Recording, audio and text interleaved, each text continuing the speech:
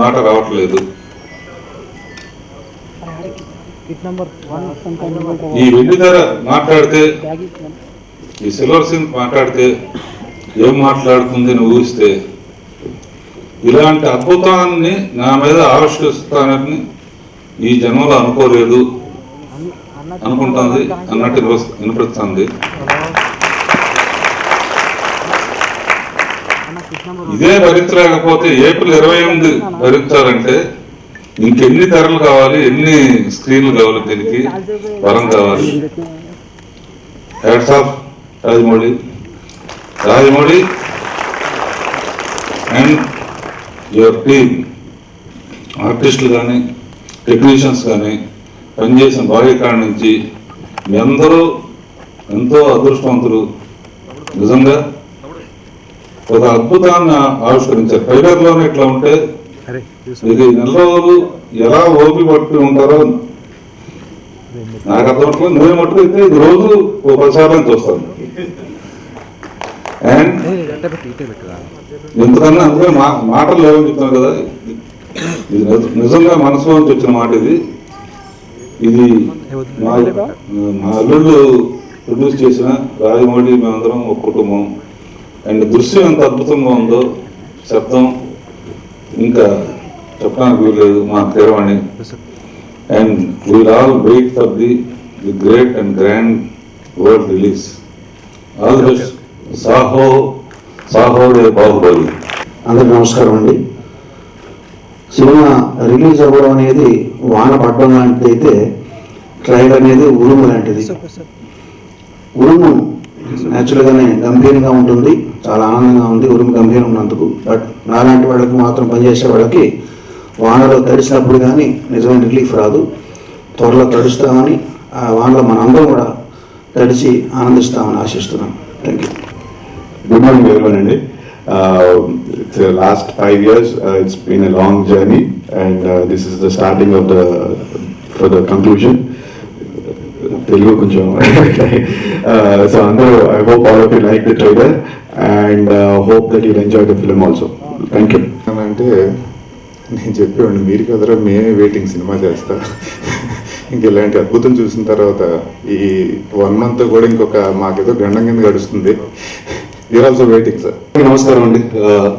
ఇందాక రాజేంద్ర గారు నాకు నిజంగా మాట్లాడలేదు, ఎందుకంటే 5 ఏళ్ళు అంటే ఒక నటుడుగా నాకు 7 ఏళ్ళు అంతా 5 ఏళ్ళు ఇక్కడే అయిపోయింది. మా ఇష్మతి లాంటి మా గొప్ప సామ్రాజ్యాన్ని మీరు ఏప్రిల్లో చూడబోతున్నారు. Please, I hope all of you enjoy your selves, enjoy and experience this great kingdom like we all did, and thank you sir for making me part of your vision. Thank you very much. Trailer ఇలా ఉంటే picture ఎలా ఉంటుందో ఊహించుకోండి. And మీ ఊళ్ళకు అందకుండా అందనంత వరకు లెవెల్కి తీసుకెళ్ళాలని మేము ప్రేమంతా ప్రయత్నించామండి. సో అది మీ ఊహించిన దానికంటే చాలా అద్భుతంగా ఉంటుందని అనుకుంటున్నాను. Thank you. Hi, good morning. Trailer చాలా ఎక్సైటింగ్ ఉంది. హోప్ అందరికీ నచ్చుతుంది అనుకుంటున్నాం. And thank you Rajamouli garu aunty for making us part of it. 5 years ఉన్నందుకు ఇంత సెకండ్ కూడా ఇప్పుడు ఈ ట్రైలర్ చూడగానే మొత్తం బాధలన్నీ మర్చిపోయాం. So thanks Raj, thanks for the whole team. Thank you. At this moment, I think the fans will be in the euphoria of watching the trailer. But as the euphoria dies down, as we have been telling, we introduce the characters. We just introduce the characters. We just gave them what the characterizations are about. And in the conclusion, you are going to see the drama between them. That's the main thing that we are going to see. The Bahubali franchise, the war is a part and parcel of the Bahubali franchise. No, I'm not at all bothered. ఎందుకంటే మనం cinema చూసినప్పుడు first half చూస్తే second half ఏంటో guess చేస్తూ ఉంటాం. యాక్చువల్గా ఇంకా movie buffs అయితే సినిమా స్టార్ట్ అయిన 10-20 minutes they will be guessing what the second part is going to be. Some of them are right, some of them are wrong. It doesn't matter. It is what matters is important విషయం ఏంటంటే దాన్ని ఎంత ఇంట్రెస్టింగ్గా చెప్తున్నాను. మన for example epics like Mahabharatam, Ramayanam లాంటి సినిమాలు తీస్తే మన కథ ఏంటో తెలుసు, but still we want to see the drama ఎంత అందంగా చెప్పామన్నది important. And most of the theories ఇప్పుడు నేను చూసిన దాంట్లో most of them are wrong and few are little bit close here and there. But ఒకవేళ అందరికీ కూడా ఎగ్జాక్ట్గా గెస్ట్ చేసినా సరే I'm not worried about it. ఆ పాయింట్ ఎలా రీచ్ అవుతాం అన్నది more important.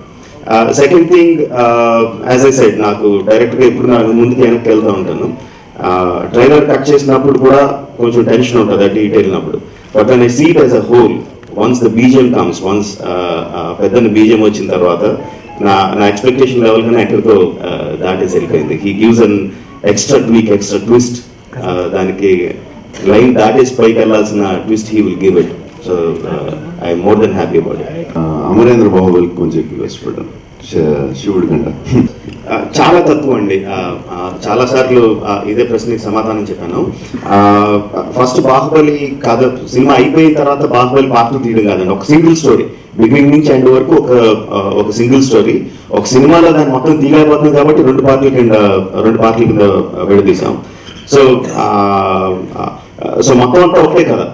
But Baahubali part release అయిన తర్వాత దానికి వచ్చిన యూఫోరియా అది ఇది చూసి ఇంకా యాక్షన్ సీక్వెన్సెస్ లో కొంచెం ట్వీకింగ్ కొంచెం ఎక్కువ పెట్టడం, అక్కడ కొంచెం ఇంకా డ్రామాటిక్ గా చేయడం, అలాంటి చిన్న చిన్న ఇది ఉంది తప్ప బేసిక్ స్టోరీలో అయితే ఎటువంటి మార్పులు లేవండి. యాజ్ ఇట్ ఈస్ ఫస్ట్ ఏదైతే అనుకున్నామో చివరి వరకు అదే.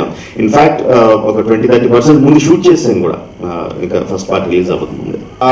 మాహిష్మతికి మార్పులు ఏం లేవండి. మాహిష్మతి అనేది చాలా పెద్ద రాజ్యం. మన ఫస్ట్ పార్ట్ లో చూపించినప్పుడు మాహిష్మతిలో కొంత పార్టీ చూసాం. సెకండ్ పార్ట్ వచ్చేసరికి ఇంకా మిగతా భాగాలు కూడా చూస్తున్నాం. So it is first part లో మనం చూసిన తక్కువ, సెకండ్ పార్ట్ లో ఇంకా ఎక్కువ చూస్తున్నాం. క్లైమాక్స్ చేసేసరికి మొత్తం ఓపికలు అంతా అయిపోయినాయండి. 4 క్లైమాక్స్ షూట్ చేసే ఓపిక లేదు. స్టోరీ డిస్కషన్ అప్పుడు 1,00,000 పాయింట్లు అనుకుంటాం. బట్ వన్స్ షూటింగ్ వెళ్ళకముందే మొత్తం పాయింట్లు అన్ని లాక్ అయిపోతాయి. 4 వర్షన్స్ షూట్ చేసి అంత ఇది లేదండి. This is piracy is a different issue and leakage is a different issue. Both are not the same. And this particular leak is some bug in the Facebook this thing. We are still trying to sort out why it happened.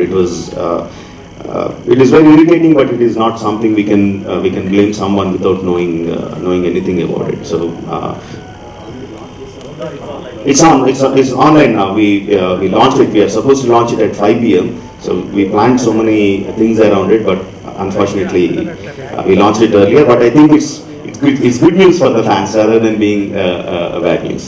Tricks of the trade అంటారు కదండి. డైరెక్టర్గా మనం కథలన్నీ చెప్పేటప్పుడు mass pulse కూడా కొంచెం తెలుసున్న డైరెక్టర్లు ఏం చేస్తారంటే తెలియకుండా ఆడియన్స్ ని రేకెత్తించి పెడతారండి. అంటే ఫస్ట్ పార్ట్ లో శివుడు తాలూకు క్యారెక్టరైజేషన్ చూపించడానికి అమ్మ కోసం శివలింగాన్ని ఎత్తుకొని వాటర్ నుంచి నడిచి జంప్ చేసి వెళ్ళి అంత బలవంతుడిగా చూపించానండి.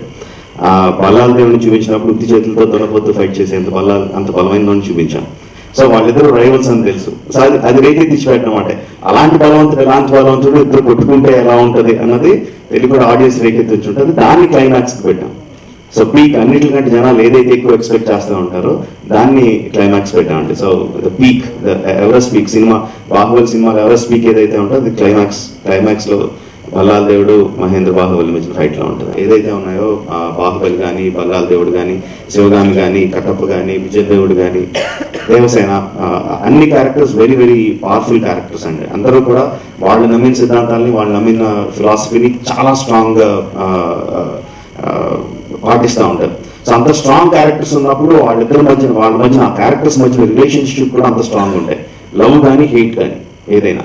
So Devasena characterisation will be very strong అండి. ఆడవాళ్ళందరికీ కూడా చాలా చాలా నచ్చుతుంది అనుకుంటున్నాను.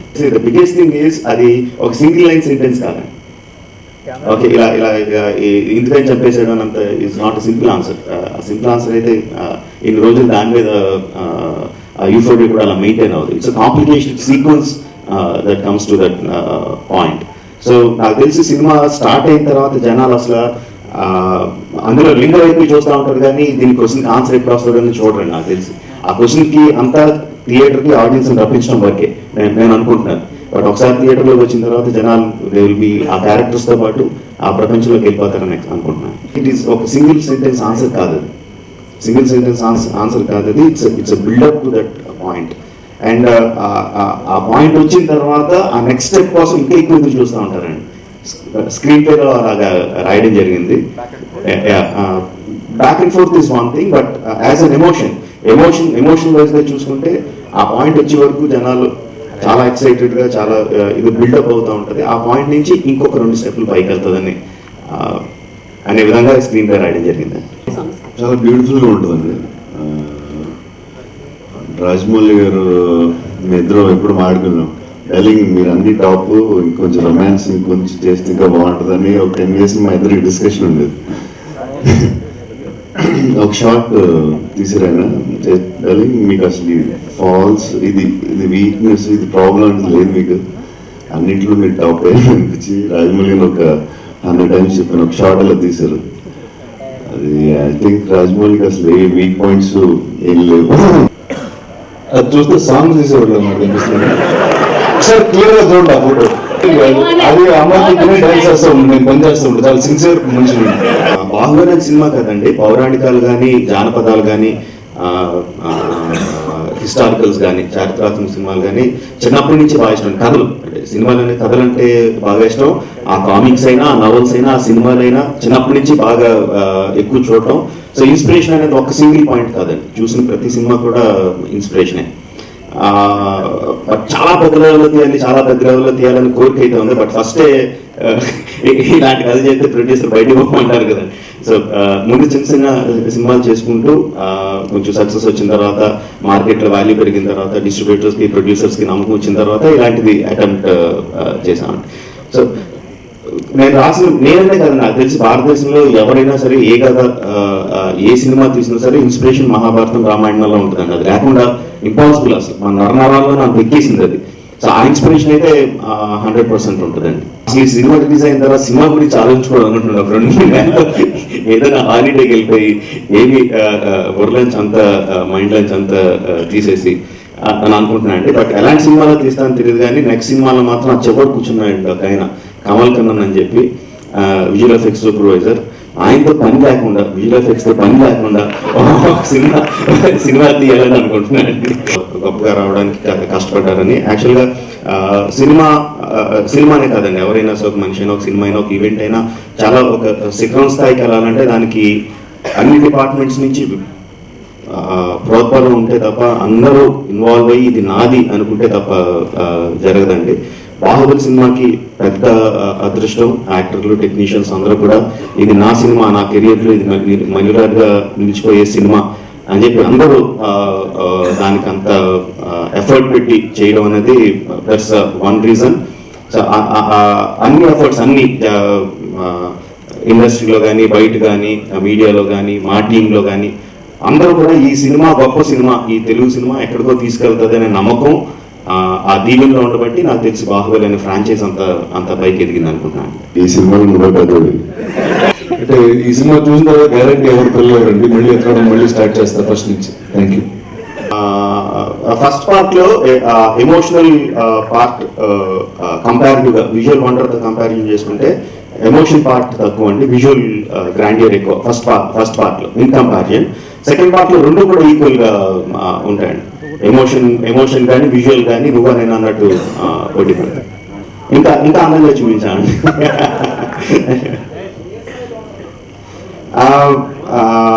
అనుష్క మధ్యలో ట్రైలర్ లో 2 షార్ట్స్ ఉంటాయండి. So that gives an idea Anushka ఎలా ఉండబోతుంది అన్న దానికి అంటే విజువల్ గా అందానికి చూసుకుంటే అనుష్క ఎలా ఉండబోతుందో 2 షార్ట్స్ బట్టి తెలుస్తుంది. But as a characterisation she will be much more very very strong. Rajamouli garu first part release ముందు ఇప్పుడు రిలీజ్ ముందు ఫస్ట్ పార్ట్ రిలీజ్ ముందు ఉన్న టెన్షన్ నా జీవితంలో ఎప్పుడు అనిపించలేదండి. దాన్ని అసలు అంటే కంపారిజన్ కూడా లేదు, లోయర్ కంపారిజన్ కూడా లేదు అప్పుడున్న tension, because so much was at stake and we're experimenting so much. ఇంతకుముందు వెళ్ళని టెరిటరీస్లోకి లైఫ్ జాకెట్ లేకుండా సముద్రంలో ఉరికేసినట్టు, పారాషూట్ లేకుండా ఆకాశం ప్లేన్లో ఉరికేసినట్టు ఉరికేసాం. అప్పుడున్న టెన్షన్ ఇస్ చాలా చాలా హై అండి. అది జీవితంలో అంత టెన్షన్ అసలు సినిమాకనే కాదు దేనికి ఫీల్ అవ్వలేదు. సో ఈ సినిమాకి వచ్చేసరికి టెన్షన్ పాయింట్ చాలా తక్కువ అండి. జనరల్గా ఏ సినిమా రిలీజ్ అయినప్పుడైనా అందులో పనిచేసినప్పుడు కొంచెం టెన్షన్ ఉంటుంది. ఆ టెన్షన్ తప్పితే మోర్ కాన్ఫిడెన్స్ లెవెల్స్ ఎక్కువ ఉన్నాయండి టెన్షన్.